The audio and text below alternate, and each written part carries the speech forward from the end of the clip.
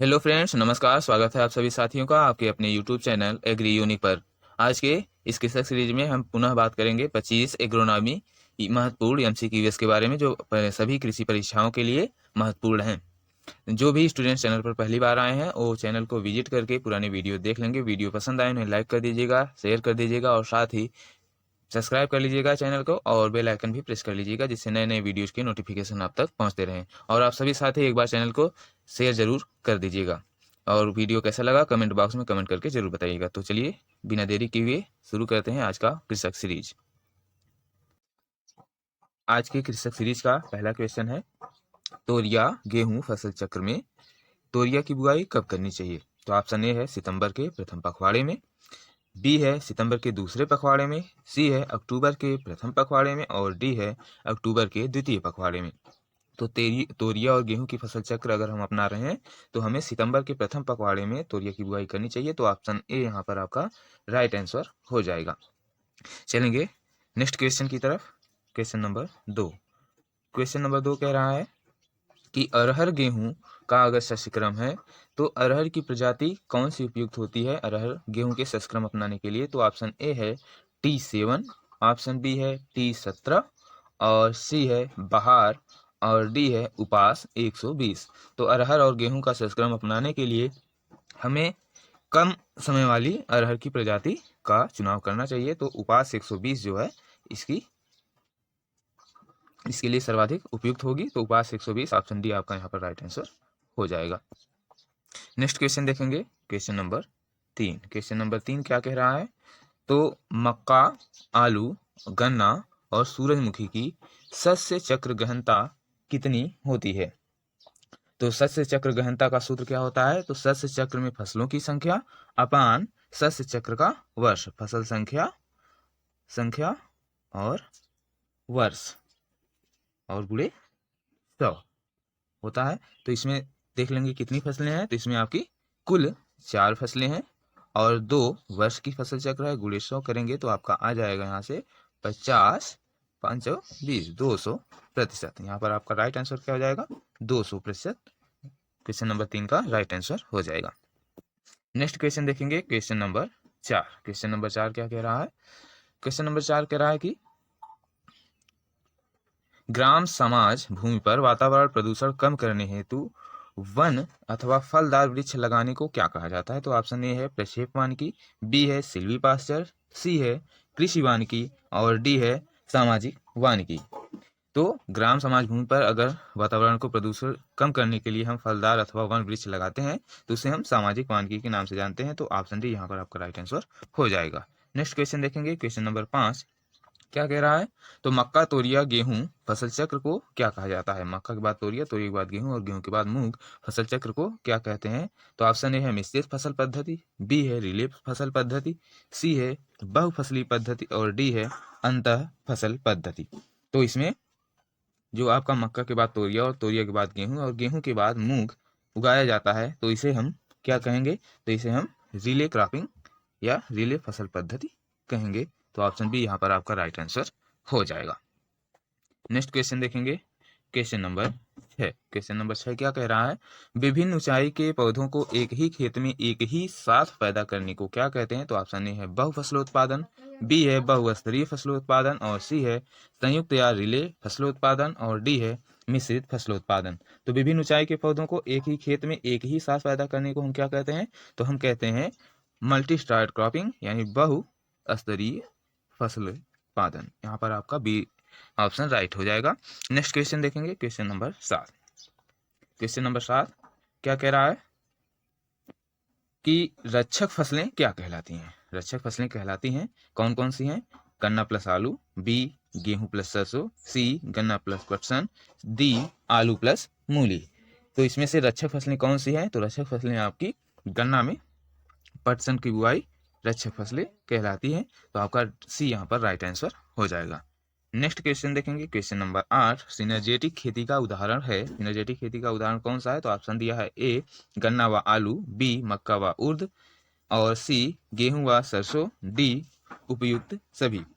यहाँ उर्द है, उर्दू हो गया है यहाँ पर सिनर्जेटिक खेती का उदाहरण कौन सा है, तो इसमें सिनर्जेटिक खेती का उदाहरण गन्ना व आलू हो जाता है, क्योंकि इसमें सिनर्जेटिक खेती में दो फसलों को साथ उगाने पर दोनों फसलों की अलग अलग उपज, दोनों फसलों का अलग अलग शुद्ध फसल के रूप में उगाने की अपेक्षा क्या होती है, अधिक प्राप्त होती है। तो गन्ने में अगर आलू उगाएंगे तो दोनों की उपज जो है अलग अलग उगाने पर से ज़्यादा उत्पन्न होगी, तो इसे हम सिनर्जेटिक कहेंगे, सिनर्जेटिक कहेंगे फसलोत्पादन। इसमें आपका ए राइट आंसर हो जाएगा, गन्ना व आलू सिनर्जेटिक खेती का अच्छा उदाहरण है।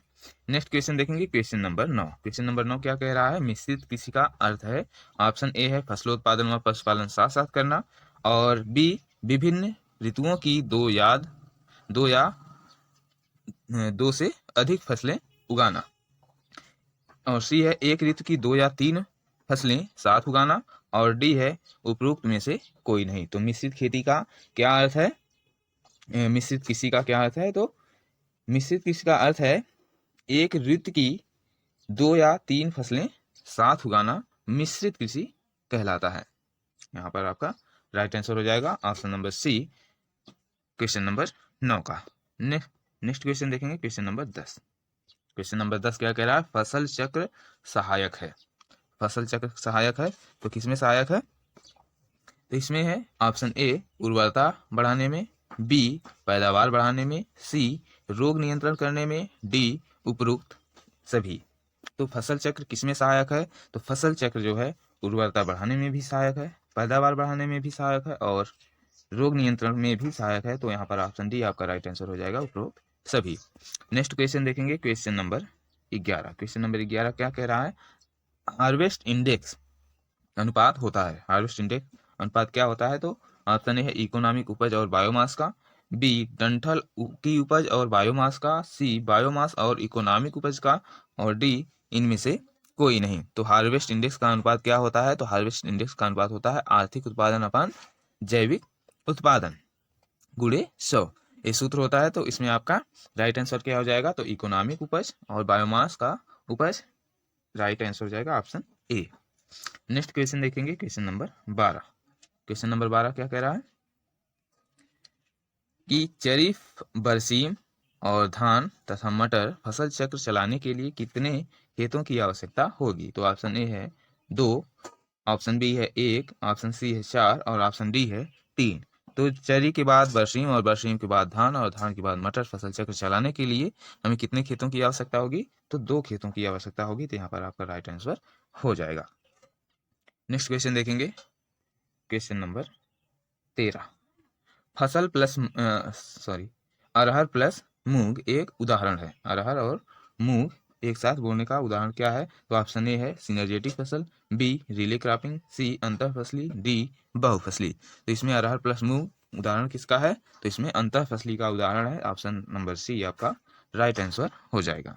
नेक्स्ट क्वेश्चन देखेंगे, क्वेश्चन नंबर 14। क्वेश्चन नंबर 14 क्या कह रहा है, निम्न में से कौन फसल चक्र सघन खेती का है, तो कौन सा फसल चक्र सघन खेती का है, तो ऑप्शन ए है बाजरा के बाद गेहूं, गेहूं के बाद मूंग 1 वर्ष, और बी मक्का के बाद मटर, और मटर के बाद गन्ना, और गन्ने के बाद पेड़ी 3 वर्ष, और सी कपास के बाद मटर, और मटर के बाद गन्ना, गन्ना के बाद पेड़ी, और उसके बाद हरी खाद 3 वर्ष, और नेक्स्ट है ज्वार के बाद सरसों, सरसों के बाद मक्का, मक्के के बाद गेहूं, गेहूं के बाद लोबिया 2 वर्ष, 2 वर्ष।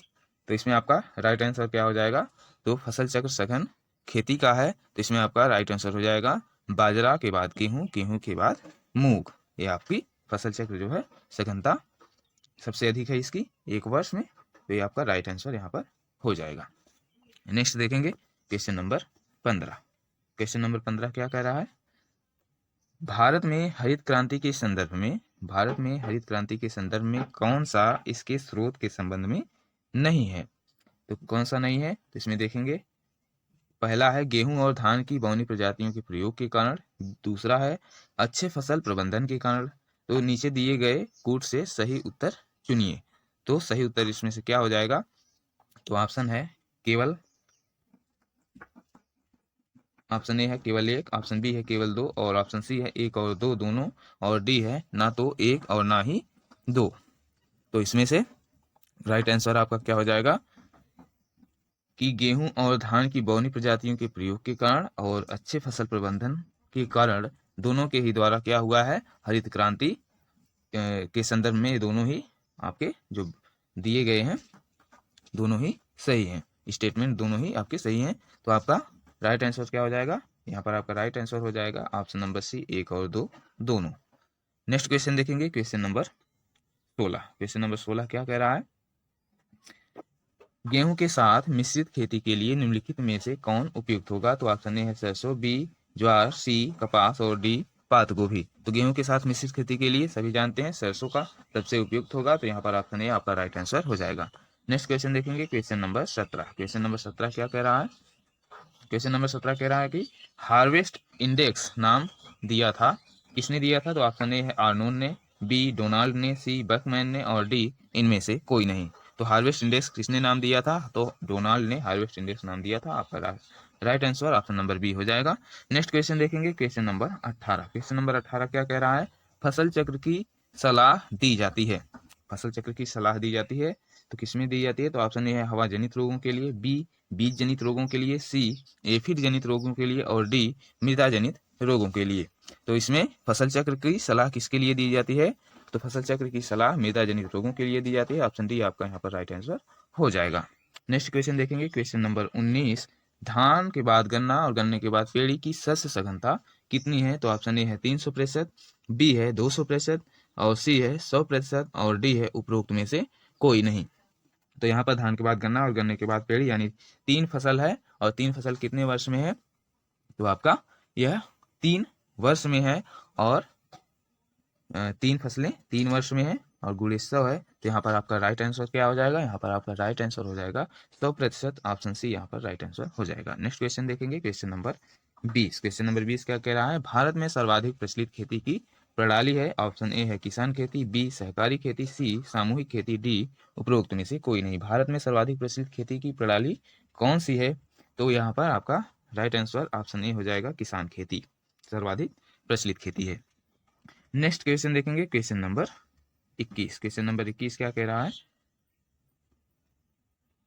क्वेश्चन नंबर 21 कह रहा है कि निम्नलिखित में से किस सहफसली खेती का लाभदायक प्रभाव उन फसलों पर आपस में पड़ता है। तो ऑप्शन ए है शरदकालीन गन्ना प्लस आलू, बी शरदकालीन गन्ना प्लस राई, सी शरदकालीन गन्ना प्लस चना और डी शरदकालीन गन्ना प्लस गेहूं। तो किस सहफसली खेती का लाभदायक प्रभाव उन फसलों पर आपस में यानी दोनों फसलों पर पड़ता है। तो इसमें शरदकालीन गन्ना और आलू इन दोनों का जो सहफसली खेती है दोनों पर अच्छा प्रभाव पड़ता है। तो ऑप्शन ए यहाँ पर राइट आंसर हो जाएगा। नेक्स्ट क्वेश्चन देखेंगे, क्वेश्चन नंबर 22। क्वेश्चन नंबर 22 क्या कह रहा है, रिले क्रॉपिंग के संस्थापक कौन हैं।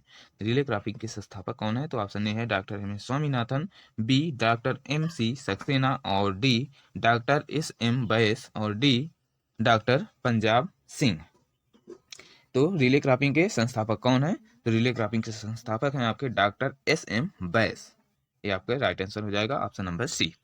नेक्स्ट क्वेश्चन देखेंगे, क्वेश्चन नंबर 23 क्या कह रहा है, स्थानांतरित खेती का पर्यायवाची क्या है। तो ऑप्शन ए है बरानी खेती, बी पैरा खेती, सी यथार्थ खेती और डी झूमिंग खेती। तो स्थानांतरित खेती का जो पर्यायवाची है वो आपका झूमिंग खेती कहलाता है। ऑप्शन डी यहाँ पर राइट आंसर हो जाएगा। नेक्स्ट क्वेश्चन देखेंगे, क्वेश्चन नंबर 24। क्वेश्चन नंबर 24 क्या कह रहा है,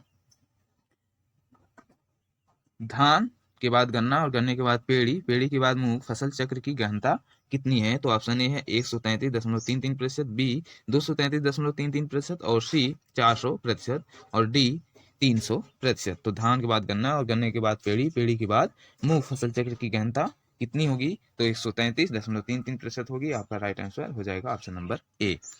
नेक्स्ट क्वेश्चन देखेंगे, आज के कृषक सीरीज का लास्ट क्वेश्चन 25वां नंबर क्वेश्चन।